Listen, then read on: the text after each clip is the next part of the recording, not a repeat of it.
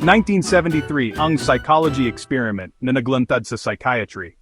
Noong 1973, si psychologist David Rosenhan ay nagpatakbo ng isang controlled psychology experiment para subukan ang isang tanong. Kaya bang sabihin ng mga psychiatrist ng tama kung sino ang matino? 8 mentally healthy volunteers ang ipinadala sa 12 US psychiatric hospitals. Bawat isa ay nag-claim ng isang sintomas, nakakarinig ng malabong boses na nagsasabi ng mga salitang tulad ng empty o thud. Lahat ng volunteers ay na-admit. Kasama sa diagnosis ang schizophrenia.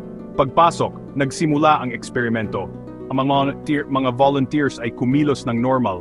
Malinis silang magsalita, sumunod sa mga patakaran, nagsabi ng totoo. Gayunpaman, binigyang kahulugan ng mga doktor ang lahat bilang sakit. Ang pagkuha ng notes ay naging compulsive writing. Ang tahimik na paghihintay ay naging withdrawn behavior. Ito ang fracture point. Agad na nalaman ng ibang pasyente.